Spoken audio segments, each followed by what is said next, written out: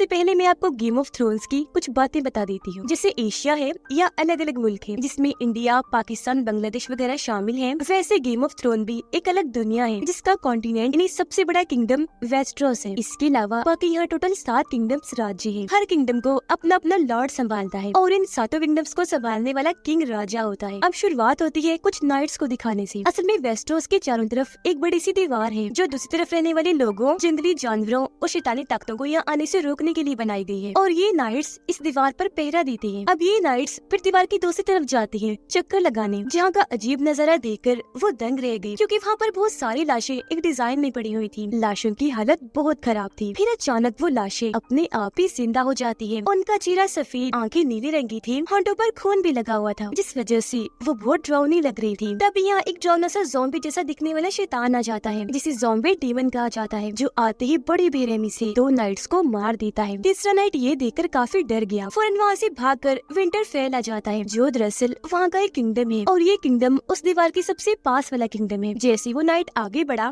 यहाँ के सोल्जर्स उसे पकड़ लेते हैं, जिसके बाद यहाँ आई नाइट स्टार जो इस किंगडम विंटरफेल के लॉर्ड हैं, यानी यहाँ की हिफाजत करते हैं, यहाँ के हेड हैं। नाइट स्टार्क अपनी तलवार से उस नाइट का गला काट देती है क्योंकि नाइट्स के कुछ असूल थे, जिससे वो शादी नहीं करेगा, हमेशा नाइट बनकर जिंदगी गुजारेगा और जहाँ रहता है वही रहेगा, कभी वहाँ से भागेगा नहीं। और क्योंकि यहाँ नाइट स्टार को लग रहा था कि वो बगावत कर रहा है, भागा है, इसलिए उन्होंने इस नाइट को मार दिया। अब नाइट स्टार्क अपने बच्चों के साथ जब वहाँ से जा रहे थे, तो रास्ते में उन्हें वुल्फ यानी भेड़िए के 6 बच्चे मिलते हैं जिनके माँ बाप वुल्फ को किसी ने मार दिया था। अब नाइट स्टार के खानदान का निशान एक वुल्फ का ही था, इसीलिए वो 6 के 6 वुल्फ के बच्चे अपने बच्चों को दे देते हैं। यहाँ उनके अपने 5 ही बच्चे थे। 2 बच्चे जो जवान थे वो उनके सुतेले बेटे थे, जिनमें से एक का नाम जॉन था। अब हमें इन 7 किंगडम का कैपिटल यानी सबसे बड़ा शहर दिखाया जाता है, जहाँ खुद किंग भी रहता है। यहाँ किंग की वाइफ अपने भाई जेमी से बात कर रही थी कि किंग का जो राइट हैंड था, इन्हीं किंग का खास आदमी, अचानक किसी वजह से उनकी मौत हो गई है। उधर विंटरफेल में नाइट स्टार की वाइफ उनके पास एक खत लेकर आती है जिसमें लिखा था कि किंग नाइट स्टार के किंगडम आ रहे हैं। हमें एक जगह दिखाई गई जहाँ 2 खास नस्ल के बच्चे रह रहे थे। खास नस्ल इसलिए क्योंकि उनकी कुछ खूबियाँ थी, कुछ ताकतें थी उनके पास, जिनके बाल गोल्डन रंग के थे। दोनों बच्चे जवान थे, बहन भाई थे। इनमें लड़की का नाम डेनेरियस था। इन दोनों के डैड ने काफी सालों तक इन सारे किंगडम्स पर राज किया था, लेकिन फिर कुछ सालों पहले नाइट स्टार और अब जो किंग है उन्होंने मिलकर एक साजिश की। उन्होंने जेमी, जो किंग की वाइफ का भाई भी है, उसे अपने साथ शामिल कर लिया,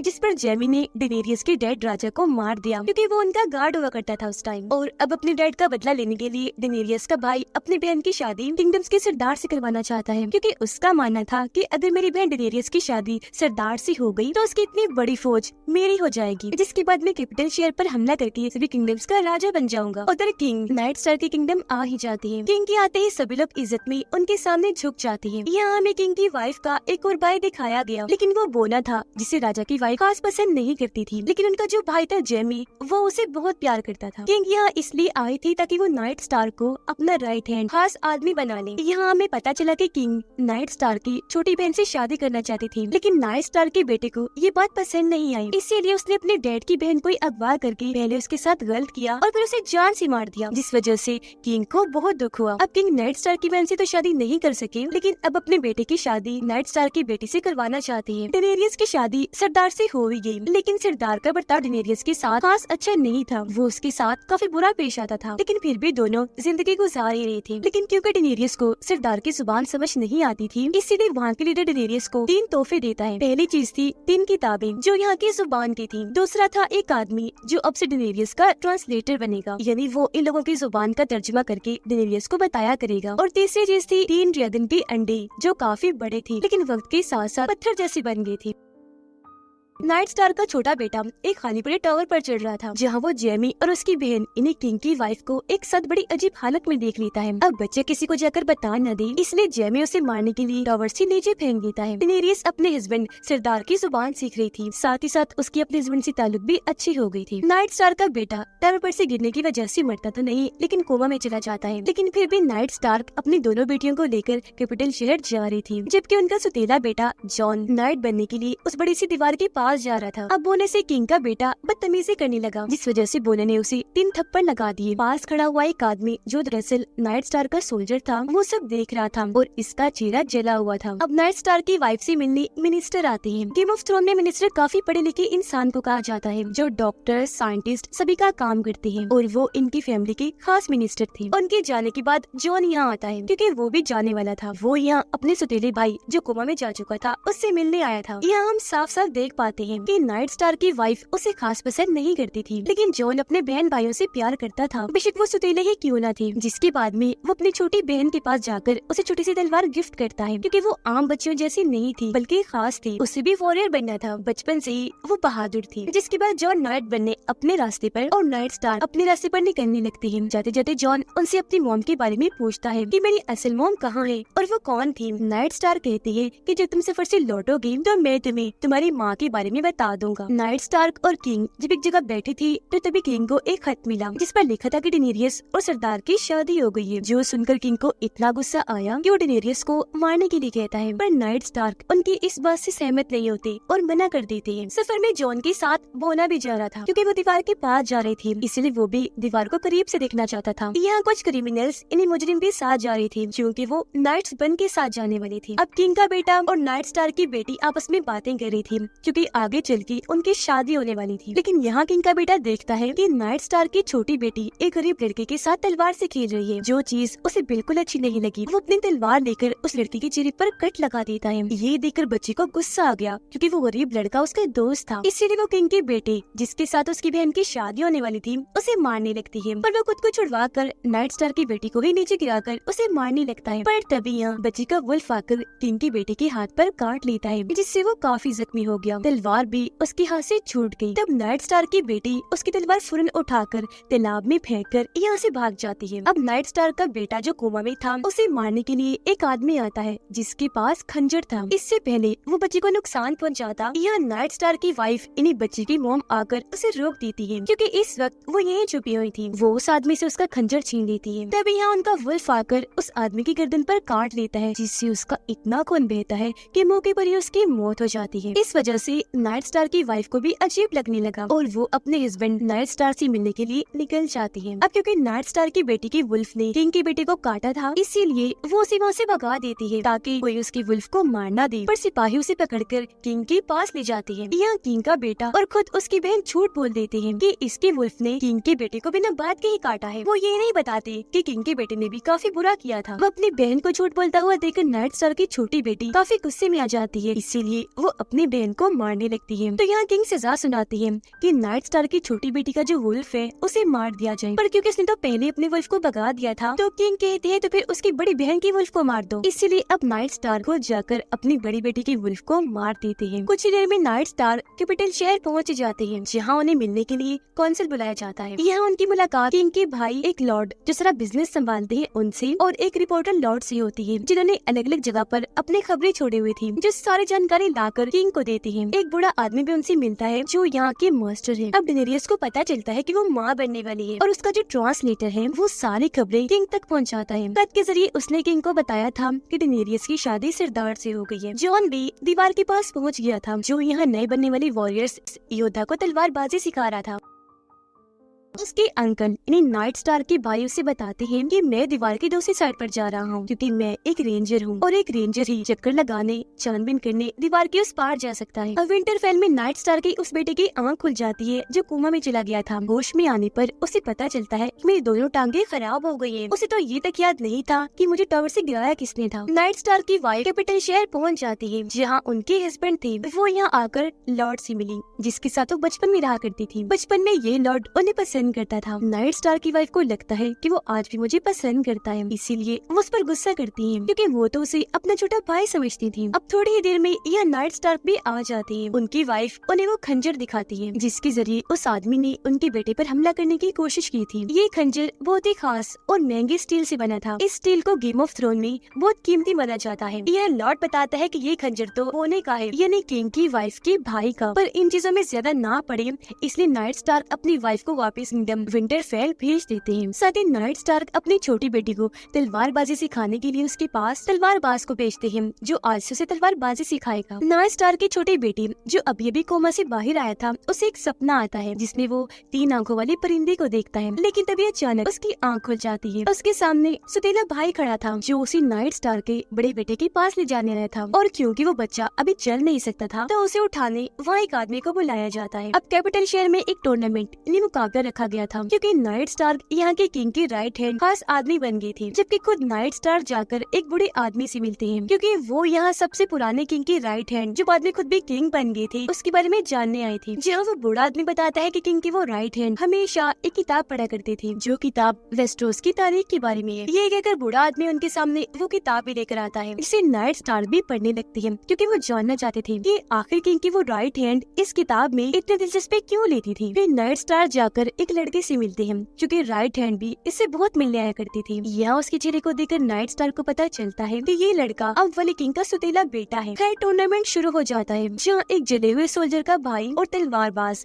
एक दूसरे के मुकाबले में आते हैं। इनका मुकाबला था कि दोनों ने एक दूसरे को घोड़े पर से गिराना है और जो भी पहले घोड़े से गिर गया वो हार जाएगा, जिसने गिराया होगा वो जीत जाएगा। अब यहाँ जले हुए सोल्जर का भाई बहुत खतरनाक था क्योंकि अपने भाई का चेहरा इसने ही जलाया था। जैसे उनका मुकाबला शुरू हुआ, सोल्जर का भाई तलवारबाज की सीधा गर्दन पर रॉड देकर मारता है, जिससे वो इतना जख्मी हो गया कि फौरन नीचे गिर जाता है, तेजी से उसका खून बहने लगा, जिस वजह से तलवारबाज की वहीं मौत हो जाती है। नाइट स्टार की वाइफ जब विंटरफेल जाने के लिए निकलने लगी तो वहाँ उन्हें बोला दिख जाता है, इसीलिए वो अपने सिपाहियों को कहकर उसे पकड़वा लेती है। अब टूर्नामेंट में अगला मुकाबला एक प्रिंस, राजकुमार और जले हुए सोल्जर के भाई के बीच में था। जैसे मुकाबला शुरू हुआ, तलवार मारकर प्रिंस उसे बड़ी आसानी से नीचे गिरा देता है। अब क्योंकि सोल्जर का भाई हार गया था, इस वजह से उसे इतना गुस्सा आया कि वो फौरन खड़ा होकर प्रिंस को मारने लगा। अपने भाई की इस हरकत पर जले हुए सोल्जर को बहुत गुस्सा आया। वो जल्दी से मैदान में आकर अपने भाई को रोकता है, उससे लड़ने लगा। ये चीज देखकर किंग को बहुत गुस्सा आया। वो फौरन उठ खड़े हुए चिल्लाकर उन्हें लड़ाई बंद करने को कहते हैं। तब सोल्जर का भाई गुस्सा होकर वहाँ से चला जाता है। नाइट स्टार जब रिपोर्टर लॉर्ड से बात करती है तो यहाँ उन्हें बहुत बड़ी जानकारी मिलती है। रिपोर्टर लॉर्ड बताते हैं कि सबसे पहले किंग की राइट हैंड जिसके बारे में अब जानकारी इकट्ठा कर रही है, उनकी मौत कुदरती तौर पर नहीं हुई थी बल्कि उन्हें जहर देकर मारा गया था। नाइट स्टार की बेटी बिल्ली का पीछा करते करते एक काफी बड़े केव गार में आ गई थी, जहाँ उसे ड्रैगन के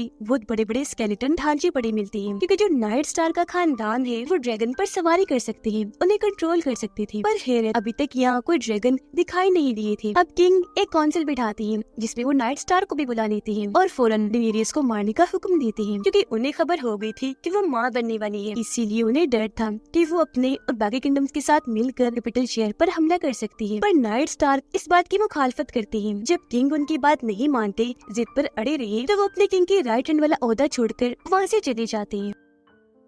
वो सामान पैक करके निकलने ही वाले थे कि तभी उनके पास लॉर्ड आता है जो उन्हें एक औरत से मिलवाता है जिससे मरने से पहले किंग की राइट हैंड भी मिली थी, और ये औरत अब वाले किंग के सुतीले बेटे की माँ थी। इस चीज से नाइट स्टार्क ये पता लगाना चाहते थे कि आखिर किंग की वो राइट हैंड अब वाले किंग के सुतीले बेटे में इतनी दिलचस्पी क्यों दिखा रही थी। कैपिटल शहर में जेमी नाइट स्टार को अपने सोल्जर की मदद से घेर लेता है। वो जान चुका था कि मेरे बोने भाई को नाइट स्टार की वाइफ ने अगवा कर लिया है। अब जैसे ही नाइट स्टार के सिपाही आगे बढ़े, जेमी उनसे लड़ने लगता है। जो भी आगे आ रहा था वो तलवार को मारता जा रहा था, किसी के सीने में तलवार घुसाकर तो किसी की आंखों में, और ऐसे ही उसने नाइट स्टार के सभी सोल्जर्स को मार दिया और खुद नाइट स्टार से लड़ने लगा। यहाँ उनके बीच काफी देर तक तलवारबाजी चलती रही, लेकिन तभी पीछे से जेमी का सिपाही आकर नाइट स्टार के टांग में तलवार घुसा देता है, जिससे वो इतना जख्मी हो गई कि फौरन वही बेहोश हो जाती है। जब उनकी आंख खुली तो वो अपने सामने किंग और उनकी वाइफ को पाते हैं। यहाँ उनकी वाइफ नाइट स्टार के बारे में कुछ उल्टा सीधा बोल देती है, जिस बात से गुस्सा होकर किंग उन्हें थप्पड़ मार देती है और नाइट स्टार को दोबारा यहाँ का राइट हैंड बना देती है। डेनेरियस ड्रैगन की अंडे को आग में रख देती है। फिर जैसे उसे उठाने लगी, वहाँ उसकी सर्वेंट आकर खुद अंडा पकड़ लेती है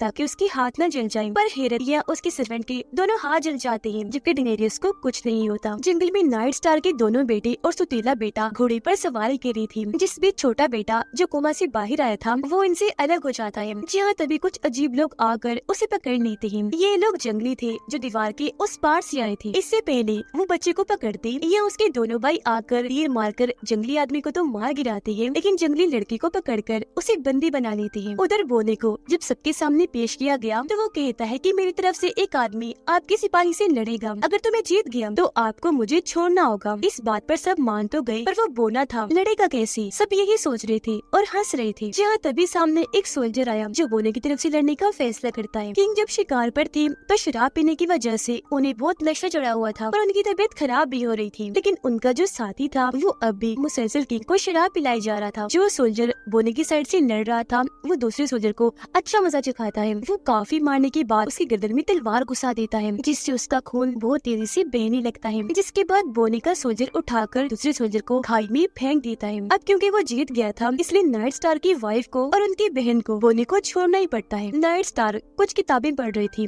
जिनसे वो एक बात सोचने लगती है कि इस वक्त के जो किंग हैं उनके खानदान में किसी के भी बाल गोल्डन नहीं होते, खुद किंग के भी नहीं है, उनके काले हैं, लेकिन उनके तीनों बच्चों के बाल गोल्डन हैं, जैसे जेमी के हैं। उधर डेनेरियस का भाई डेनेरियस और उसके हस्बैंड को तलवार दिखाकर डरा रहा था क्योंकि वो चाहता था कि वो दोनों उसे सोने का ताज पहनाएं। इस वजह से डेनेरियस के हस्बैंड को गुस्सा आ गया और वो सोने को पिघलाकर उसे डेनेरियस के भाई के सर पर डाल देता है, जिससे उसका सर पिघलने लगा। उसे इतनी तकलीफ हुई कि मौके पर ही तड़प तड़प कर उसकी मौत हो गई। अब हमें जेमी, किंग की वाइफ और बोने के डैड दिखाए जाते हैं, जो जेमी के पास आकर उसे अपने बहुत सारे सिपाही देता है और उसे अपने भाई बोने को बचाने के लिए भेज देता है। कैपिटल शहर में नाइट स्टार किंग की वाइफ से कहते हैं कि मुझे तुम्हारे और तुम्हारे भाई जेमी के बीच की ताल्लुकात का पता चल गया है और जब किंग वापस आएंगे तो मैं इस गलत ताल्लुका उन्हें बता दूंगा। हमें किंग दिखाई गई जो बीमार हालत में बिस्तर पर पड़े थे, क्योंकि जब वो शिकार पर गए थे तो वहाँ काफी जख्मी हो गए थे शराब पीने की वजह से। उनकी हालत बिगड़ती जा रही थी, इसीलिए वो अपने पास नाइट स्टार को बुलाते हैं और उनसे एक खत लिखवाते हैं जिसमें वो नाइट स्टार को पूरी जगह का प्रोटेक्टर, इन हिफाजत करने वाला बनाते हैं, जिसका मतलब कि जब किंग मर जाएंगे तो नाइट स्टार पूरे किंगडम की हुकूमत को संभालेंगे। फिर जब किंग का बेटा बड़ा हो जाएगा तो थ्रोन यानी तखरात भी उसे मिल जाएगी, मतलब अगला किंग उसे बना दिया जाएगा। पर नाइट स्टार किंग के बेटे की जगह थ्रोन की असली हकदार का लिखता है। वो ये नहीं लिखते कि राजगद्दी उसे मिली, बल्कि वो ये लिखते हैं कि जो इसके काबिल होगा, जो इसका हकदार होगा, वो किंग बनेगा।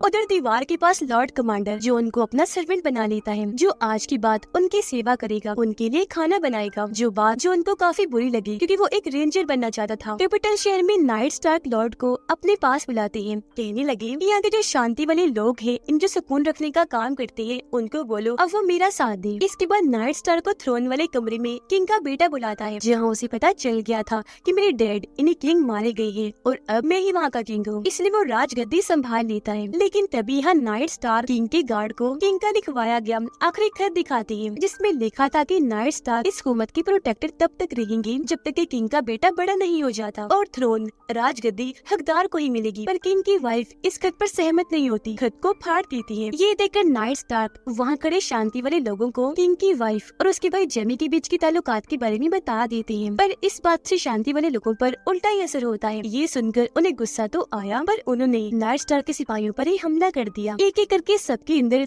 तलवारें घुसाकर उन्हें मार दिया। जंग का एक माहौल बन गया था वहाँ। साथ ही लॉर्ड जो पहले वफादार था वो नाइट स्टार के साथ गद्दारी करके उनके गर्दन पर तलवार रख देता है। बाहर भी जंग का माहौल था क्योंकि जेमी के गार्ड्स नाइट स्टार के गार्ड्स पर हमला करके उन पर भारी पड़ रहे थे। कुछ गार्ड नाइट स्टार की छोटी बेटी को भी पकड़ लेते हैं, लेकिन उसका तलवारबाज बच्ची को वहाँ से भगा देता है। अब दीवार की दूसरी तरफ से दो लाशें आती हैं, जो लाशें उन नाइट्स की थी जो दीवार की दूसरी तरफ गए थे नाइट स्टार के भाई के साथ। अब तक उनके भाई का भी कोई अता पता नहीं था क्योंकि उनका भी खाली घोड़ा ही वापस आया था। अब लॉर्ड कमांडर जॉन को बताती है कि तुम्हारे सुतेरे डैड नाइट स्टार को कैपिटल शहर में गद्दार कहकर पकड़ लिया गया है। ये सुनकर जॉन को गुस्सा आ गया। अपने डैड को बचाने के लिए वो कैपिटल शहर में जाने की बात करता है, जिस पर लॉर्ड कमांडर उसे नाइट के वादे याद करवाते हैं, जिसके मुताबिक एक नाइट की कोई फैमिली नहीं होती और उन्हें कोई फर्क नहीं पड़ना चाहिए कि सातों किंगडम्स में क्या हो रहा है। अब दीवार के पास एक लाश अचानक जिंदा हो जाती है जो बहुत भयानक बन गई थी और वो लॉर्ड कमांडर पर हमला कर देती है। पर तभी यहाँ जॉन आ जाता है लॉर्ड कमांडर को बचाने के लिए। वो तलवार से लाश का हाथ काट देता है, जो हाथ कटकर नीचे गिर जाता है। फिर वो लाश के पेट में तलवार घुसा देता है, पर लाश को कुछ नहीं होता, इसलिए जॉन उसकी तरफ लालटेन फेंककर आग लगा देता है। लाश जल गई। इस मौके का फायदा उठाकर जॉन लॉर्ड कमांडर को लेकर वहाँ से भाग जाता है। उधर सरदार के बहुत सारे लोग उस पर गुस्सा करने लगे क्योंकि वो डेनेरियस की वो सारी बातें मानने लगा था। लोग बगावत पर उतर गए थे। एक लड़का तो तलवार से डेनेरियस के हस्बैंड पर हमला कर देता है जिससे उसके सीने पर कट लग जाता है। उसका खून निकलने लगा था। इस बात से उसे इतना गुस्सा आया कि उसने लड़की को गर्दन से पकड़कर उसके गले की हड्डियां तोड़ दी, जिससे वो वहीं मारा गया। वो ना अपने साथियों के साथ अपने डैड के पास पहुंचा, जहां उसके डैड नाइट स्टार के बेटे के साथ लड़ाई की तैयारियां कर रहे थे और वो अपने बेटे बोनी और उसके साथियों को भी अपने साथ लड़ाई में शामिल कर लेते हैं। किंग का बेटा एक सीनियर सिपाही को बूढ़ा बोलकर उन्हें वहाँ से रिटायर्ड कर देता है कि अब से तुम हमारे लिए काम नहीं करोगी। जिस बात से सिपाही को इतना गुस्सा आया कि वो खुद ही अपना ओहदा छोड़कर वहाँ से चला गया, जिसके बाद किंग का बेटा उनकी जगह जेमी को दे देता है। अब नाइट स्टार की बड़ी बेटी किंग के बेटे के सामने आकर बैठकर उसे माफी मांगती है ताकि वो उसके डैड नाइट स्टार को छोड़ दे। इस पर किंग का बेटा कहता है कि मैं वादा करता हूँ कि मैं तुम्हारे डैड नाइट स्टार और तुम्हें छोड़ दूंगा, लेकिन तब जब तुम्हारे डैड सबके सामने खड़े होकर इस बात को कबूल करे कि वो गद्दार है। नाइट स्टार के बड़े बेटे के पास उसकी मॉम भी आ गई थी क्योंकि वो लोग जंग लड़ने को तैयार थे। उन्होंने अपनी पूरी टीम भी बना ली थी जिन्हें लेकर वो पुल के ऊपर पहुँचते हैं। अब पुल पार करने के लिए उन्हें यहाँ के लीडर की इजाजत की जरूरत थी और जब नाइट स्टार की वाइफ इजाजत लेने जाती है तो लीडर का कहना था कि मैं तुम्हें पुल पार करने की इजाजत तभी दूंगा जब तुम्हारा बेटा मेरी बेटी से शादी करेगा और तुम्हारी छोटी बेटी को भी बड़ी होकर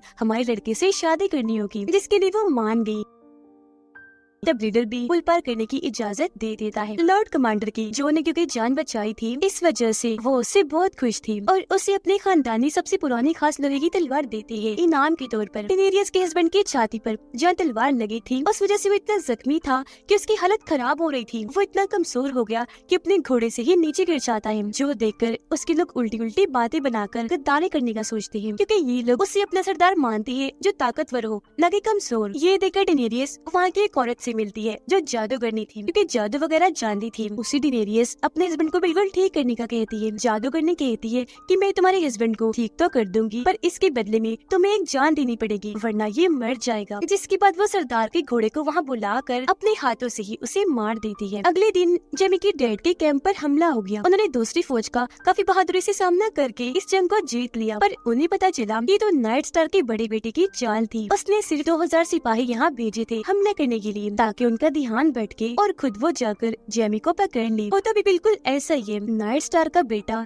जेमी के सिपाही को बड़ी आसानी से हराकर आखिर में जेमी को भी पकड़ लेता है, उसे जख्मी करके बंदी बना लेता है। कैपिटल शहर में नाइट स्टार अपने बेटियों को बचाने के लिए किंग के बेटे की बात पर राजी हो जाते हैं और सबके सामने आकर खुद को गद्दार मान ही लेते हैं। पर किंग का बेटा जो बहुत बेईमान था वो वादा खिलाफी कर देता है, अभी भी उन्हें माफ नहीं करता बल्कि अपने सिपाही को कहकर उनका सर कलम करवा देता है इसलिए कि वो गद्दार है और इस तरह उनकी मौत हो जाती है। भीड़ में खड़ी ये सब कुछ नाइट स्टार की बेटी भी देख लेती है। उसे बहुत दुख हुआ पर तभी उसके अंकल उसे भीड़ में से साइड में ले जाकर उसके बाल काट देते हैं ताकि कोई उसे पहचान न सके और उसकी जान बच जाए। नाइट स्टार की बेटी और उसकी वाइफ को भी पता चल गया था कि किंग के बेटे ने उन्हें मरवा दिया है, जिस बात से दोनों को काफी दुख हुआ। उसका बेटा तो गुस्से में और दुख में जैसे पागल हो गया था। अब नॉर्थ के सारे सिपाही नॉर्थन एरिया को बाकी किंगडम से अलग कर देते हैं और अब यहाँ का नया किंग वो नाइट स्टार के बेटे को बना देते हैं और डेनेरियस का बच्चा मरा हुआ पैदा होता है क्योंकि ये सब कुछ उस जादूगरनी ने किया था, जिस वजह से उसका बच्चा मरा हुआ पैदा हुआ लेकिन उसके हस्बैंड की जान बच गई। डेनेरियस जब अपने हस्बैंड के पास जाती है तो उसकी सिर्फ आंखें खुली थी, ना वो बोल सकता था